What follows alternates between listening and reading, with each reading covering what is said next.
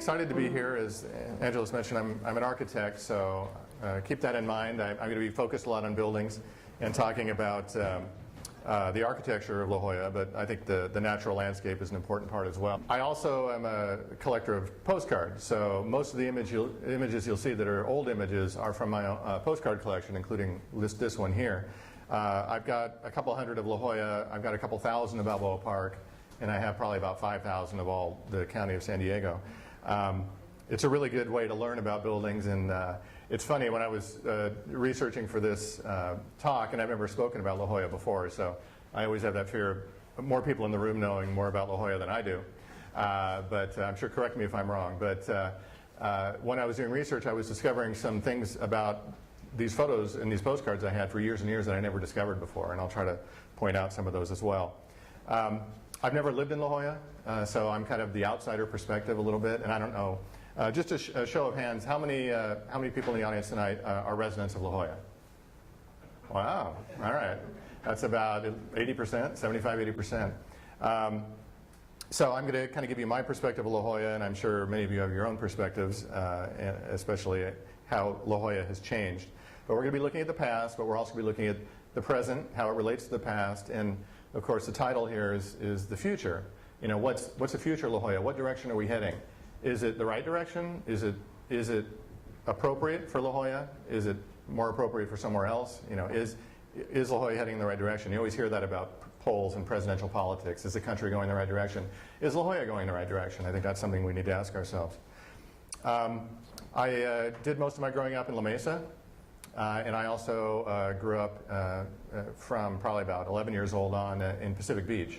So I went to Mission Bay High School, and I know Pacific Beach, and one of my best friends was, it lived in the La Jolla area, and we spent some time in La Jolla. So I do recall, you know, my formative years learning about La Jolla, and I'll try to bring that as well. Now, this is an image of the one of the Green Dragon buildings. But I think here, this is a quote. I'm not going to read all these quotes. I'll let you. I know you could all read. If you can't see it in the back, I can repeat it. But this is a quote from a New York Times editorial in 1963, which is right around the time the preservation movement really started taking hold. And I think it's really important to talk about. It's not just what you keep, but it's what you choose to destroy, and what is lost. Sometimes it's lost through demolition. Sometimes it's lost through fires. Sometimes it's lost through just neglect. This is one of the oldest La Jolla postcards I have, about 1905, but it's intended to capture, you know, the character of La Jolla. And of the 6 images they show, notice 3, or pretty much 3.5, are about the natural landscape of La Jolla. It's the cliffs, it's the ocean, it's the geography. And then there's a couple of buildings thrown in there, including the bathhouse, which was above the cove. We'll see that later. Ocean View Hotel, and a typical residence that they're showing here. But it's important to know that, you know, La Jolla wouldn't be La Jolla if it wasn't for its geography. And La Jolla can never be separated from the ocean, the coves, the Mount Soledad. I mean, it all works together to create La Jolla. This is another postcard meant to kind of summarize La Jolla. And they call these large letter postcards because they do these cutouts with these little pictures of the subject. And this is one from the 50s, probably around the mid-50s. But you can see the pictures they chose, but they have the palm trees, they have the cove, they have the golf course, you know, and more the country club, all kinds of little elements, but really trying to capture the character of La Jolla, what people in 1915 associated with La Jolla. And this is the cover, in case you don't know how to pronounce La Jolla. I thought I'd be helpful here. And this is a cover of a postcard. This is kind of an accordion fold-out postcard folder from about 1910, 1915. And most of the images are actually the natural landscape, and this is about the 7 caves of La Jolla, and we'll be talking about some of those caves as we go on. But again, it was more about the natural landscape than about the built environment in many cases. One of the things we're going to be talking about tonight is, you know, what's the real La Jolla? If you compare neighborhoods and the way they developed, and the scale of homes, and the spacing of the homes, and the amount of sky you could see when you're on the street, and you compare it to you know, developments over the last 20, 30 years, and I'm not saying one architecture is better than the other. I'm just saying this is different. Is this good or bad? is this what La Jolla is? Is this what La Jolla should be and should becoming? So we'll be touching on those items a little bit later. Now, ironically, maybe not ironically, but the most famous building worldwide in La Jolla is clearly the Salk Institute by Louis Kahn. And it's really a modernist shrine in many ways. A lot of people come to San Diego, or La Jolla in particular, to see this building and maybe nothing else. Architects who have read about this, and this is not only a master architect, but this is considered, if not his best work, among his best work. And it's the only work he did in this part of California, and I don't know if he did other California work, but you know, it's clearly, it says a lot about La Jolla, but a lot of people don't necessarily associate this. It's more of a, you know, northern part, university, Scripps Institute kind of building, but it's in La Jolla, and if we were to say what's the most famous building in La Jolla, this is the hands-down choice, and this is historic. It was built in 1965, I believe it was completed, which is I was 1 year old. And it's a really breathtaking place, and it is protected historically. They've done expansions, but you know, they've tried to keep away from the main building. Now, I thought I'd include this because I was looking for present-day postcards that are supposed to be representing La Jolla. And so I don't know how many people think this really represents La Jolla, especially since it's on the wrong side of the 5 freeway. But you know, 1993, I remember when Newsweek ran a little picture of this and the controversy of this. You know, this really, it was not really the controversy, it was just such a high-profile building. And the caption they had was "Separation of Church and Interstate" was the. You know, is this how you want La Jolla represented to the rest of the country? I'm probably not, but there it was. Now, this is a map from 1927 showing pretty much the developed areas of La Jolla, and even late 1800s is when La Jolla first started getting building permits and streets and everything else. But you can see even at this time, it's all pretty much along the coast. There's nothing in the Muirlands area or Mount Soledad or anything else. We have the Coast Highway, which was basically parts of La Jolla Boulevard and Prospect and Torrey Pines. The blue line you see there is the streetcar that was added by Spreckles that came in the 1920s. There's a quote I want to read from. I'm going to be quoting from this little book called "The Story of La Jolla by the Sea," and when I say little, I mean little. This is a little pamphlet-type book. It was published about 1925. And it was actually, this copy was stamped at the Cave Curio store. So somebody bought this at the Cave store in 1925. And it's got some great quotes because it's really about how La Jolla saw itself in 1925. And we can compare it to kind of how La Jolla sees itself today. But one of the quotes I liked from the book is it said, referring to La Jolla, it says, La Jolla's graceful rounded protrusion into the mild Pacific, like the sublime bosom of a goddess. I thought that was pretty nice. So when you think about the protrusion of La Jolla, you can think about it differently from now on. That was 1925. They weren't too shy.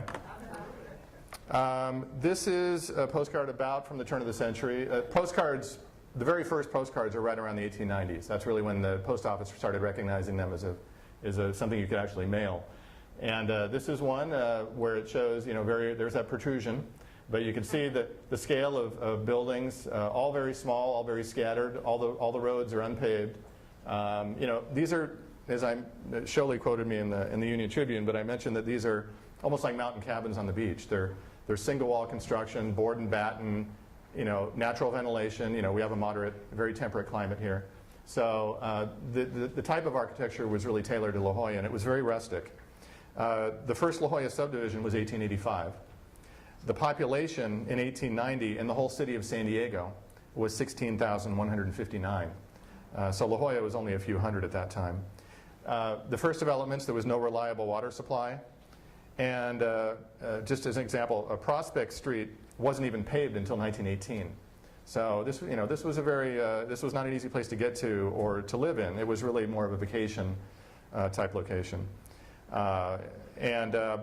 The San Diego to La Jolla road wasn't paved until 1920, so you couldn't get from San Diego to La Jolla on a fully paved road until 1920.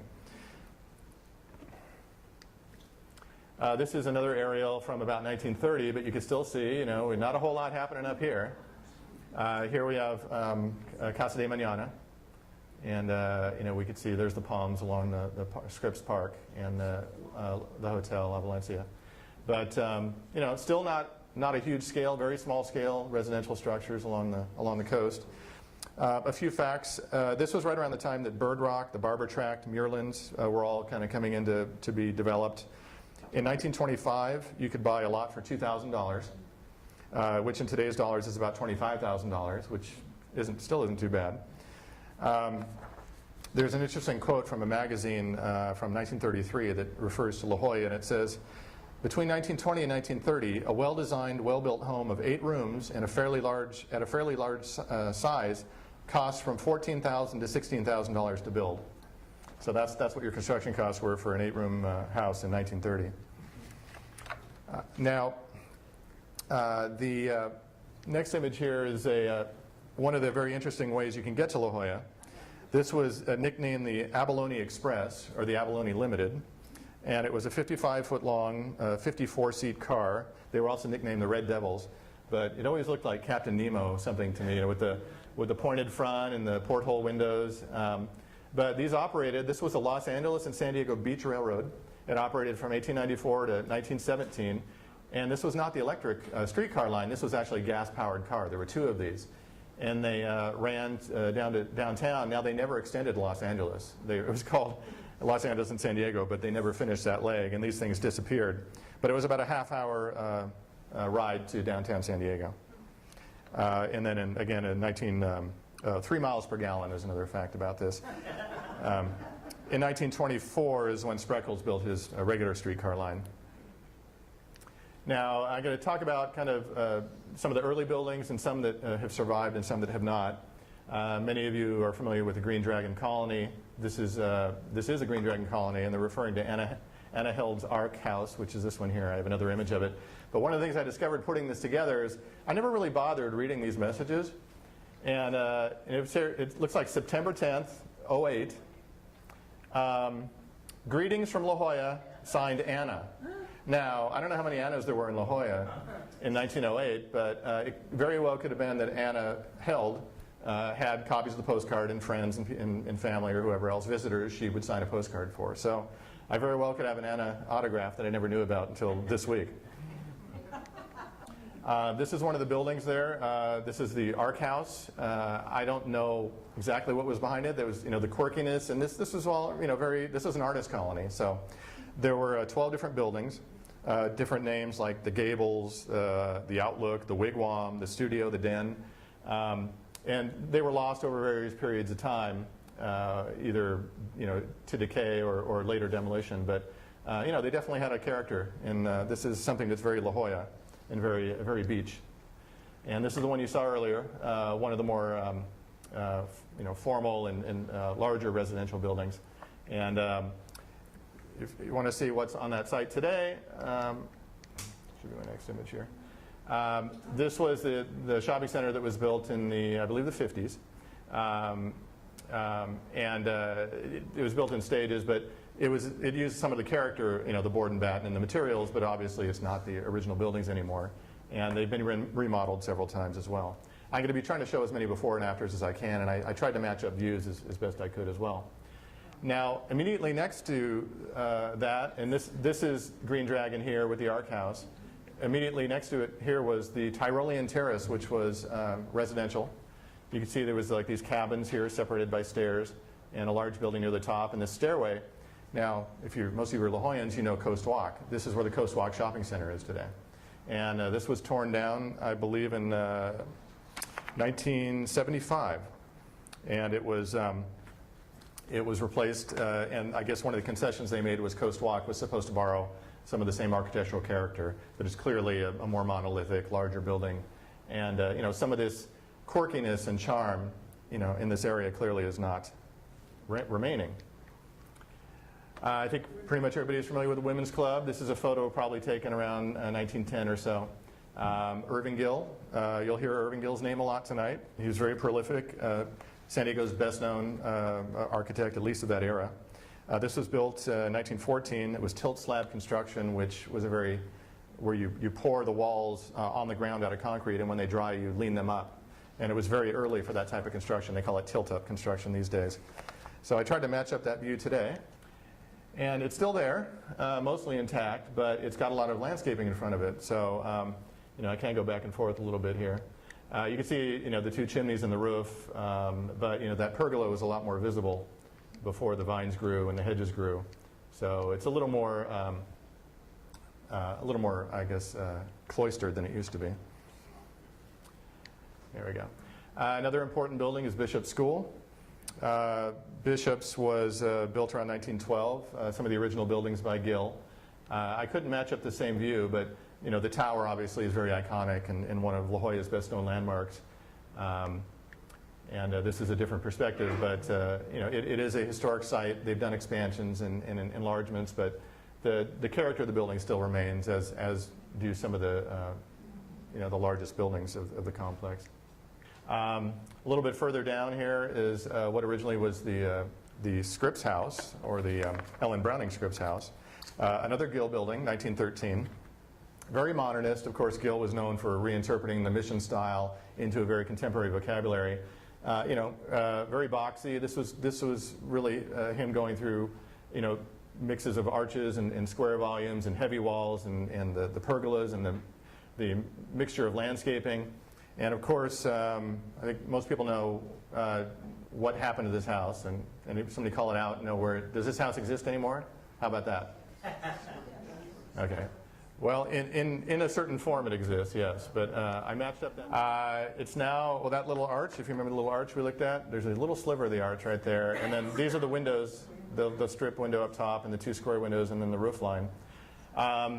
It was turned into a museum in 1940, so very early on, but it was continually expanded upon. And the most recent expansion done by Venturi's office included these screens here, which tend to obscure the facade even more. So it's in there. It's like a little it's like a little kernel in the under all the layers of husk there. But it's hard to say whether it is a historic site and whether it still represents what it did in that period, whether Irving Gill would recognize it if he came back to San Diego.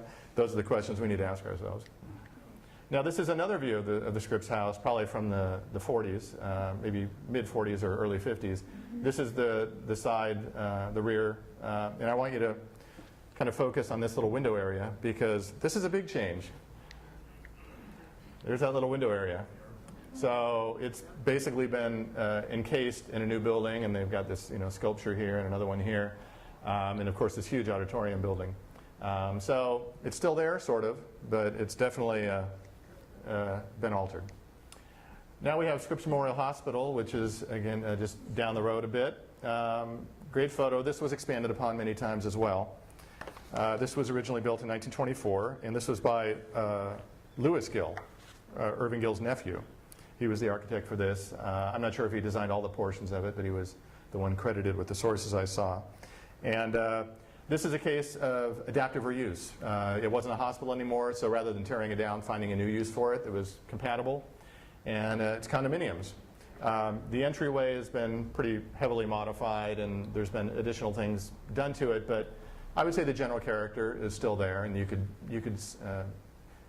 recognize it from old photographs, including the tower piece and everything else. So, that's adaptive reuse is always preferred over demolition when there's an option.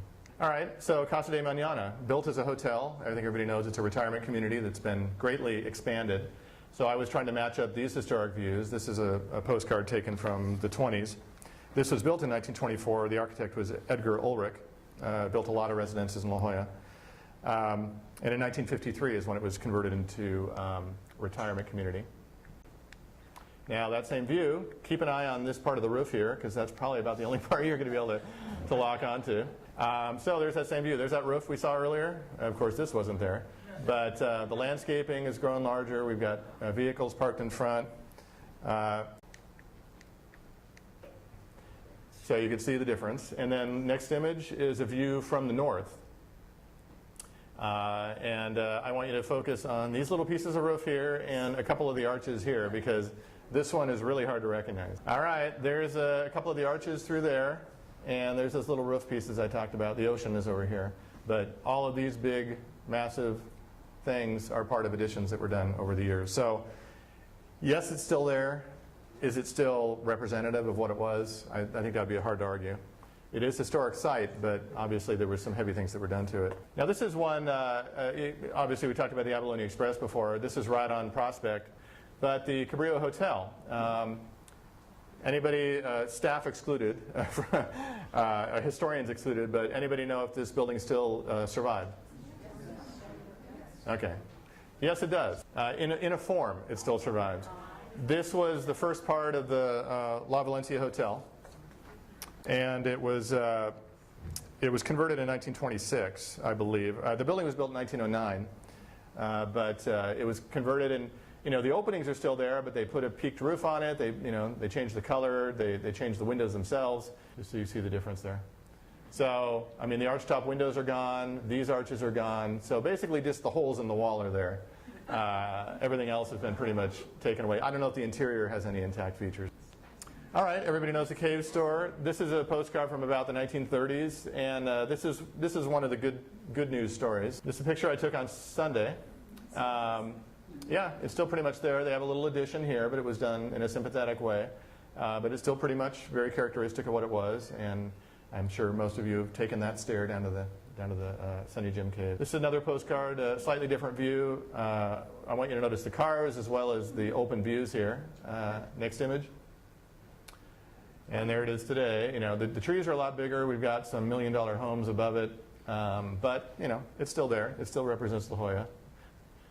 And, of course, this is the entrance to the cave. This is another postcard. And let me see, I have the stats here. We have, anybody know how many stairs down to the water? Any guesses? How many? 57. Any other guesses? All right. I don't have a prize, sorry. But actually, it was less than I thought, but it's 145 steps down to the bottom. This was built in 1902, 1903, dug by Chinese workers for 2 years to create this, and anybody that's claustrophobic probably doesn't want to go there. Okay, and this, of course, is the Sunny Jim Cave, the opening at the bottom. Anybody know where the name Sunny Jim came from? Okay, I heard cereal. Okay. I want you to focus on the outline here where pretend this is a forehead and this is a nose and this is a chin. There's Sunny Jim's face. You see Sunny Jim. This is the Force Wheat Flakes, which was a British product. And I guess he was fairly well known in the 20s. And so the story is that Frank Baum, the writer of Wizard of Oz, who lived in the area, was the one who coined the term, or thought was the first one that said, hey, that looks like Sunny Jim. So the name stuck, and there you have it. Still known by that name today. Now, this is another one of the caves. I talked about the 7 caves, but this is known as the White Lady. And I have a great quote from that little blue book I showed you earlier. It says, there in the mouth of the cave stands a tall white lady. She is robed in shimmering garments of white. The outlines of her graceful form are perfect in every detail. She stands in an expectant attitude, with her face turned to the right, as if listening. So there you go. Somebody really had a vivid imagination, I guess. In La Jolla, they don't look at clouds, they look at caves. But I'm not sure how accessible this is. There isn't a stair down to it. I think you probably have to get to it by... has anybody seen this in person? Anybody? There's a lot of erosion, so the lady may be a lot more heavy than she used to be, or she may have lost her head, or who knows. So. This is a very early postcard of La Jolla Cove. Here we have what they called Alligator Head Point out here. It looked like there was some exercise equipment, like some rings to swing, pull on, a very old sailboat, a few people wearing their wool swim gear. This is around, the photo's around 1890, I think. This is still old, but it's 1905. And this is when the bathhouse was constructed. And then this, I believe, was the very first Scripps Institute, Scripps research facility. Was right on the point there, just this little shack. You can see the arch here and then the swimmers. Now here, if people are reading, probably ahead of me reading the caption, it says, I went to this place with Milton in the machine. It is perfectly beautiful. Of course. What's the machine? Well, in 1905, it was your car, right? So, the machine. Milton, there's a famous Milton associated with La Jolla, Milton Sessions, landscape architect. I don't, related to Kate, but I don't know if that could be the Milton. There weren't that many people. It's funny when you look at how these postcards used to be addressed, they never would have, sometimes they wouldn't even have the street. It would just say, Bob Jones, La Jolla, and it would get to him. There was no street address, no street number, no zip code. You know, there weren't that many people. So I matched that view up today, and there you have it. We had a high tide, but you know, the stairways were built, and there's the bridge, La Jolla Bridge Club there. So just compare that and forward. Even the landforms have changed, and that's one of the things I discovered looking at these. It's not just the buildings that have changed, it's the trees and the cliffs and the protrusions of stone and everything else. This is a view in the other direction, and notice it says Sphinx Head Cave. Now, this is that opening here, but when you look through it at the rocks in the water beyond, you can see there's a nose and a mouth, and this rock is the eye, and we got an eyebrow, and it kind of has a look of a sphinx. I don't know how much was drawn in by the guy coloring the postcard. We have a woman with her umbrella sitting up here, I'm sure forced by the photographer to go over there, but anybody recognize any buildings that have survived? Yeah, very good. Brockton Villa is right here. But you can see, you know, there's some pretty good-sized buildings here, but they are all over a certain vocabulary. Now I matched this view up. Next image. There you go, Brockton Villa. Now, what happened to the arch? Well, it's somewhere at the bottom of the cove now. I don't know when it went away, but you know, the rest of it is still there. But yeah, you can see the scale of development that we're talking about, and I have some other images that shows that. Why don't you go backwards one more time, and then forward. So it's clearly a different place. You know, does it still have charm and beauty? Of course it does, but you know, it's not the same La Jolla that was written about in this booklet. So this is a more close-up view. Again, Brockton Villa, and we can see one of the red rest houses here. But again, this is a little bit later. This is 1920. The other one was around 1915, 1910. There you go. There's one of the red roost, and there's Brockton Villa, and everything else is just kind of a wall of new construction. And this is one from about 1945. The stair has been built. Here's red rest and red roost right there. You can see the cove, all the people, and then this is a lower tide. If you go to the next image, one I took on Sunday. There you go, high tide right up to the stairs here, but you know, pretty much the same down here. But there's our poor decrepit, miscared for red rest and red roost. But for the most part, it's still there, and other than this backdrop of solid, I don't see any blue sky in it anymore. I don't know if you guys do, but maybe in the reflection of the windows. Okay, next image. And of course, red rest and red roost. And you know, I could give a whole talk on this, but these are really one of the most important pair of buildings in La Jolla. Built in 1894, so one of the last remaining buildings of that first era. They're older than the Brockton Villa. They're really considered the grandfather of the Craftsman architectural style. This was a whole new style that was adopted, and these were really you know, part of that growth and the California type of construction and California craftsmen. And you know, they're designated, but the problem is the current owners, when they're not suing each other, are letting it rot. And the city has an ordinance against demolition by neglect, which is basically this.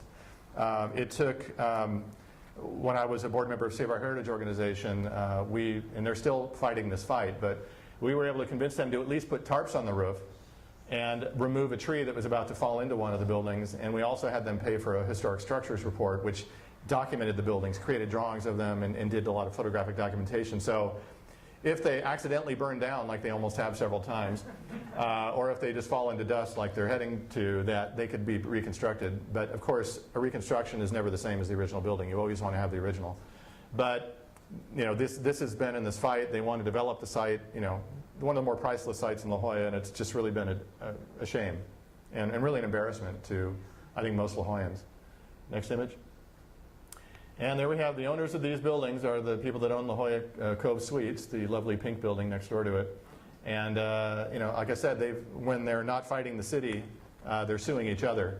And so who knows how long this will be in a fight. We've gotten them to move some inches, but we haven't got them to really do something. I voluntarily did a design for them to show how they could actually build guest suites on the lot behind these, get these things occupied, charge people rent to stay in them, and build other buildings behind them, you know, to actually make some money off of these and help pay for themselves. And you know, they never moved forward with that. They said, "Oh, we'll study it. We'll get back to you." So, it's really a sad story. Next image. Now, how many people have heard of, show of hands, how many people have heard of Camp Kalin? Okay, quite a few, almost half. From 1940 to 1945, there was a Coast Artillery Corps camp that was built, and I'll tell you where, but it was, and I'll show you later, but it was right near UCSD towards the coast. And also there was another camp called Camp Matthews, which was really mostly on the grounds of where UCSD is today. This was not a small facility. This was a very large military camp. There were 297 buildings, 23 blocks, 3 theaters, 5 chapels. 15,000 men actually were stationed here during World War II. They would go through their training and then go off to war, anti-aircraft, anti-ship artillery. And you can really see the scale here. This is looking north. I'm not sure if this is Torrey Pines Road here or not, but it's in the same general area. There were quite a few postcards of the camp. This is showing them shooting their artillery. I hope you weren't sailing your boat out there that day, but you could really see how it functioned and how busy it was. This one is kind of interesting, and I was talking to the people at La Jolla Historical Society, and they want to borrow this because they haven't seen it before. But this is a postcard showing, notice the rising sun flag, and they're calling this Little Tokyo. This is booby trap explosions in Little Tokyo, Camp Kalin. So it doesn't look very pleasant, but they're getting explosions right at their feet. So they're learning about how to not die in the invasion of the mainland before the atomic bomb was dropped. So there was a lot of intensive training going on there. Most people wouldn't associate this with La Jolla, so I thought I'd show it. And this is part of the grounds of where Camp Kalin was today, La Jolla Farms. And try to count how many tennis courts you see in this photo. Everybody has to have at least one tennis court and one pool. Some of these homes, I went to Zillow and looked, 14,000 square foot, pretty good size. Now this, of course, is an area where there isn't a lot of historic homes, so the good news is nothing was really demolished for these, or at least fewer than there are in some of the other areas of La Jolla. So I'm going to provide some quotes here, talking about the future and what it means to people. I don't know who Charles Kettering is, but I thought it was a good quote. So, how has La Jolla changed? How has La Jolla evolved? I have some examples of just, the old La Jolla, and this is 1940s, 1950s La Jolla, so this isn't 1880s La Jolla, but, this is 1970s, 1980s La Jolla. And, there's a definite difference in the scale. Even the kind of soft, gentle white picket fence and the concrete and steel railings that kind of create these security barriers. There's all kinds of layers of things that have changed about La Jolla. In case of a very, very modest house set back from the street and a large new neighbor, what do we have again? A locked gate and walls and a nice fruit tree, but not bad architecture, but it's definitely of a different scale and a different feeling than La Jolla has seen prior to that. Now these are a couple examples I got through the Historical Society here about homes that were recently changed over. This is one on Fern Glen, and that's what's there today. La Jolla, this is an exception, but I think La Jolla has a lot of really nice architecture and a lot of really nice modernist architecture. La Jolla has attracted a lot of really great architects, and there's some great architecture from all different periods. This one I think is pretty silly, but I think La Jolla's association with architecture is very strong, and good cities need to have representations of all the different eras. They can't be just all one thing or another. They're not going to be, they're not going to be put in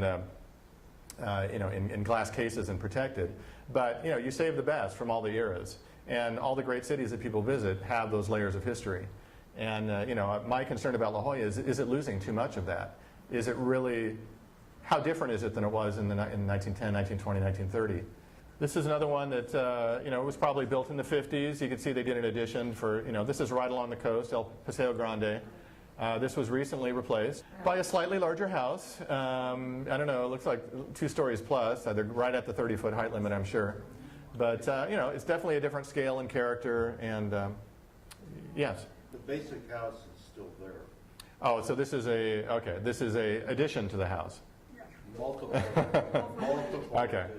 Well, that's one thing that architects do, so it's not considered a new house, is they save a few walls, and we all know that trick. But it's definitely a different scale and character. This is an older photo, clearly. I think this was taken in the 30s or 40s.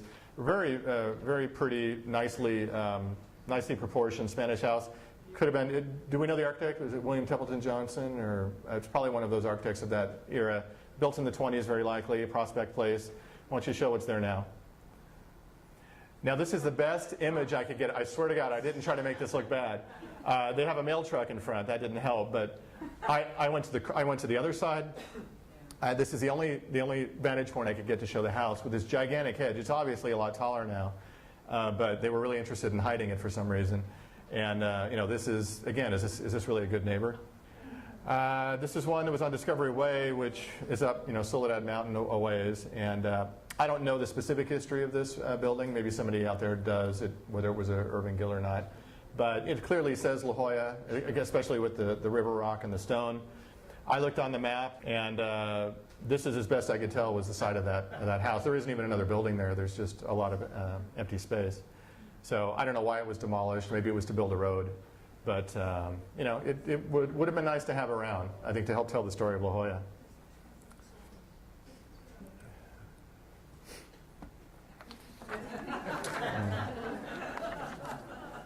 So, I think we're in that last category, probably, where we're wondering what happened. Usually it's the people with a lot of money to spend that make it happen. And so, but are we going to let it happen is the question. So, this isn't all doom and gloom. There are some survivors. These are all near in the old areas of La Jolla near the coast. But this is a really nice example in the same character of that home we saw that was lost. I love it's still got the original garage doors here. But you can see the scale of its neighbors here. This is nice. It's got a little duplex here with an art. I don't know how many total buildings there are, but probably built 1915, 1920, kind of Pueblo style. Has a nice character to it. I don't know how long this building's going to last. I don't know if it's currently designated, but it could very well have a demolition permit, and there may be a battle down the line where this has to be fought to save.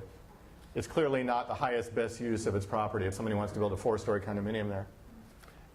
There also are examples, commercial examples. A lot of you probably know that this is in the Village area. I don't know how long it's been vacant. It's a nice little building. Yeah. I don't know if it's in some family trust and they don't want to sell it or what. Is it? That's usually the story. But it's not doing anybody any favors in its current condition, and it's still largely intact. There's that saying, poverty preserves, which is a lot of times the poorest neighborhoods have the most preserved homes because nobody could afford to replace them and tear them down in the 70s or 80s or whenever. This is a case where poverty is preserving because if this had been remodeled 20 years ago, it may have been completely lost. So hopefully, if someone tries to demolish it, it could be saved because there aren't that many examples, commercial examples in La Jolla left. And of course, I think a lot of you are aware of the Windermere Cottage. Soho put out some information. This was going to be on the agenda at today's Historic Resources Board, but they pulled it because there weren't that many board members that were going to be there. It had an uphill fight. But this is an Irving Gill, 1895. It's on Virginia Way. And there's somebody pulled a demolition permit for this. This to me says La Jolla. I don't see any of those replacement buildings that really tell me that it's La Jolla. This says La Jolla to me. So here it is, Virginia Way. You can see how small it is, nice piece of property. You can imagine if someone wanted to max it out. This, by the way, is one house. It's about 12,000 square feet. I thought when I first saw it, somebody built apartments there. No, it's a house. But you could see, there's a few Last of the Mohicans around here, but a lot of these homes have already been enlarged or removed, and really this is, if that's gone, what's left in that block?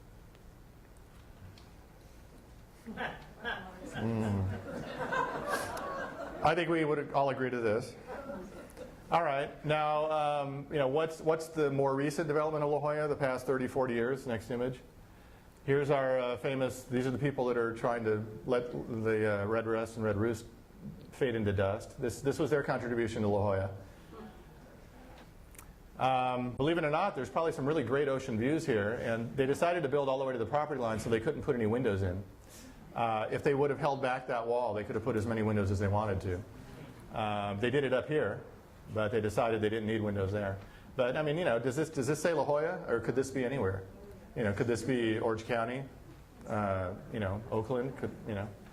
How these buildings meet the street is really important. I mean, you could see the atmosphere with the stores and the awnings and the windows you could look into. And when you see some of these office buildings that have been added, it's pretty, I mean, it looks like the wall of a castle, jagged, don't come near us. I mean, they put some plants here, but that's about it. I mean, you have to walk downstairs into these tunnels to get into the building. It's not a very pleasant walking experience. It doesn't say La Jolla to me. This is a pretty amazing building, the La Jolla Cove Research Center. It's only about a block from the water. And again, it's pretty brutal. I think there probably would have been better ways to do this or better locations to build this building. I wasn't really aware of this building until I was walking to take pictures of the Casa de Mañana. And I kind of went, wow, I wonder what used to be there. This is a more recent, I would say probably 70s or 80s edition. If I have one pet peeve, it's mansard roofs. I hate mansard roofs, especially tile mansard roofs. I mean, talk about tacked on. It looks like those were lowered with a helicopter. Look at it, it's just massive. I don't think this says La Jolla to me. This could have been built anywhere. And this is what we're seeing a lot now. These are two images from Google, actually. Google Street View was showing it under construction, and the Google aerial view was taken obviously later. This is what it's starting to turn into. I'm sure it's finished by now. This is up, towards as you're climbing Mount Soledad. But when you look at the scale of the neighbors and what's being introduced, it's really changing what I associate with La Jolla and what I think historically La Jolla has been. Okay, ready to read that quote, or should I read that? Okay. It says, this is from Dwight Young at the National Trust for Historic Preservation. He says, a community can fall victim to amnesia, forget where it came from, fail to recognize itself in the mirror, lose touch with what it set out to be. To state it more simply, when we lose our landmarks, we lose our way. And, I've used this quote before, and I did a presentation in Rancho Santa Fe, and I talked about the same thing. They have some of the same issues. This is not just a La Jolla issue, and this isn't to bash the wealthy. I mean, this is obviously a desirable place to live, but, there are certain things that are appropriate and certain things that are not appropriate. And to erase the history of a location and to really change the character of a place. And as Shelley quoted me in the article, you don't notice these maybe month to month or year to year. But when you step back and you look 10 years, oh my God, look what's happened. And this is happening. There's a lot of La Jolla really has been the center of demolitions. When I was on the Historical Resources Board for 6 years, we would visit every property in person. And we would be traveling to La Jolla every month because there were always items on the agenda that were threats of demolition. Is it historic? Is it not historic? So La Jolla has been really kind of the tip of the spear as far as teardowns. And I know there was, Roger Scholey mentioned the Mitt Romney issue, and my understanding of the 30s house that's being demolished or expanded is that was cleared. It no longer had its historic standards, and it was reviewed by the city and cleared. So that's not a case of a historic building loss, but it may be a case of an out-of-scale property that maybe is or is not appropriate. It's my guess, I don't know the property, but my guess is the houses around it are probably already quite a bit bigger. I wanted to read one quote from this 1925 booklet, which I thought applied. It says, it was referring to La Jolla and the character of La Jolla, and it referred to La Jolla, it said, where wealth is never obtrusive. And it also said, the absence of extravagant standards of dress, housing, and entertaining are what characterize La Jolla. So I'm not sure we could still argue that point. Obviously La Jolla has had a lot of losses, especially to buildings of this character and of this scale and of this look and feel. And the next image, if you can go to the next image. This is a recent house. Now, does this say La Jolla to you? I think it would be hard to argue that this is, but this is what we're getting. I don't know what was demolished to make this house. This is Google Street View, and you can see it was so big they actually had to make it out of 3 separate photographs because they couldn't fit it in one photograph. And so, I think this is clearly not a regional style of La Jolla architecture, and it's something that we need to realize is going on now. Can it be stopped? Should it be stopped? I'll let all of you decide that. My purpose here is to show everybody how La Jolla has developed, how it's changed, and as I said, if you really look, look at it over an extended period, you can understand that not only has the natural environment changed, but the built environment especially has changed, and with all the pressures of economics and everything else. And I'll finish with a quote from one of our great philosophers. You can't argue with that. I guess you can. I guess that's optimistic, but the future will be something tomorrow. We hope it will be better tomorrow. But I think it's within our power to decide, what La Jolla is, because La Jolla isn't for any particular property owners. La Jolla is for all La Jollans, and I think that's really the main point I wanted to make. So thank you very much.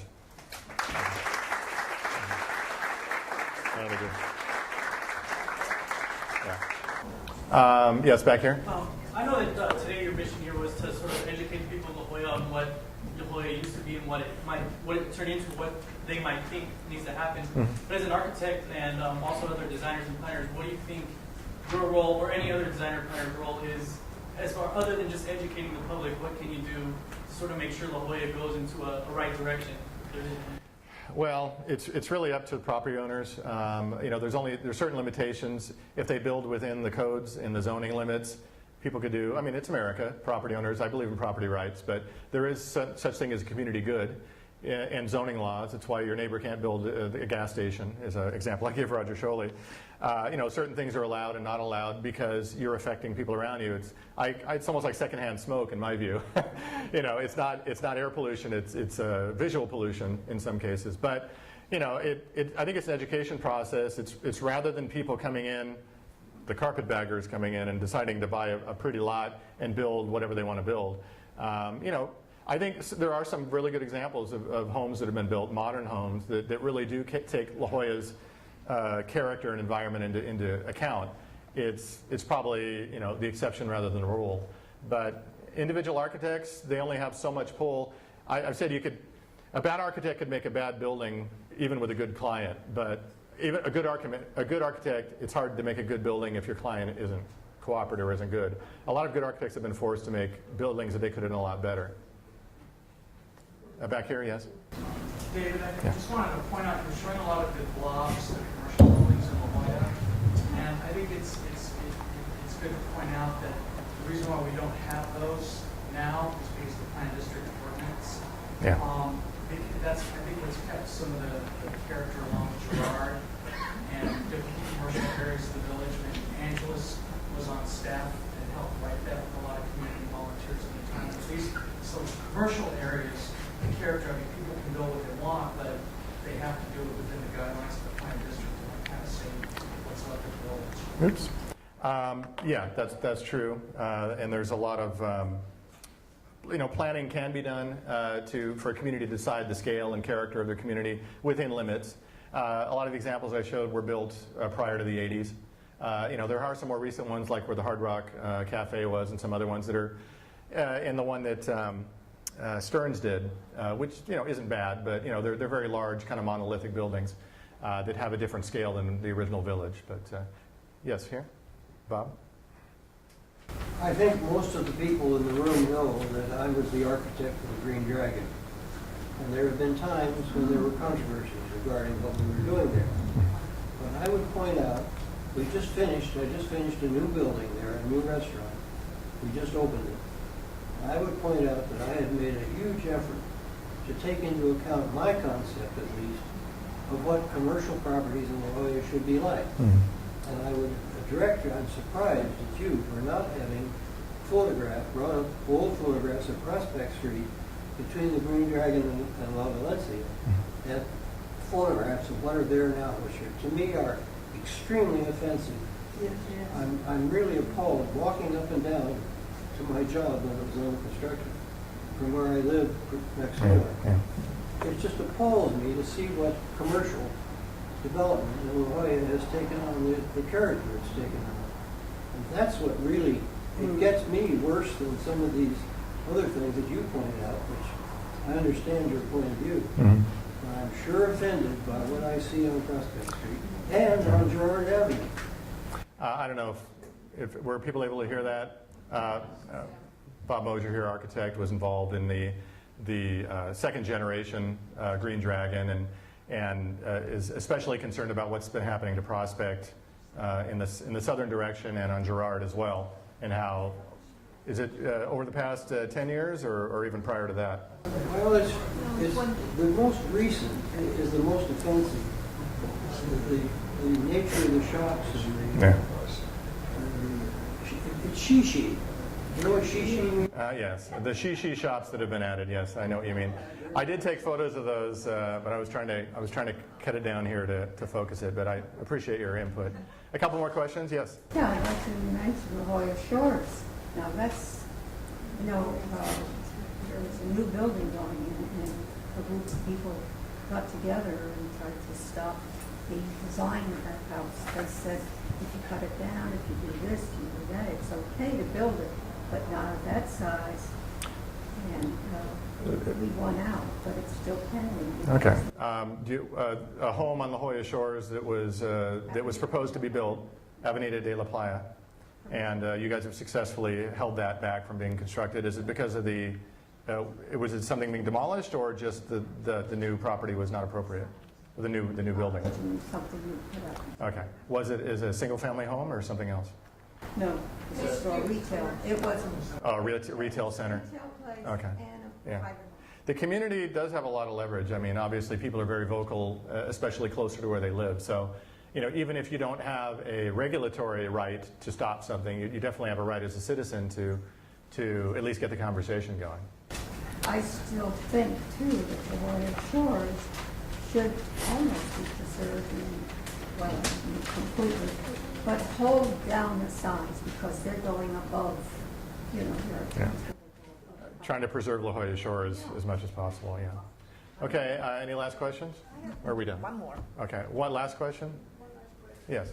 How can we get people in the city to back us up on things that are in San Diego. people in San Diego, the city of San Diego, to back us up on how we would like to keep it out here? And one of the things I have a big objection to is the lifeguard tower above the children's pool, that they have given the restrictions on it that they cannot build during public season. Okay, let me repeat some of what you said. You're asking about what power citizens have with the city in order to address certain issues, and you mentioned the lifeguard tower above the children's pool. And also the things that are being sold on the sidewalk that look like Coney Island. Who can we get to stand behind us to say that this is not, You'd probably be better to answer this question. well, this isn't La Jolla to have selling T-shirts up there. Yeah, I'm talking about the T-shirt kiosks and other things that have, and what powers are there? Well, as an ex-city planner and ex-bureaucrat, let me tell you that it's very, very important that you get involved. It's very, very important that you join the community groups. It's very, very important to engage the people that work for the city. And it takes a while, but eventually it does bear some fruit. So it's a hard going, but it can be done. And with this, we're going to break for a minute. Yeah.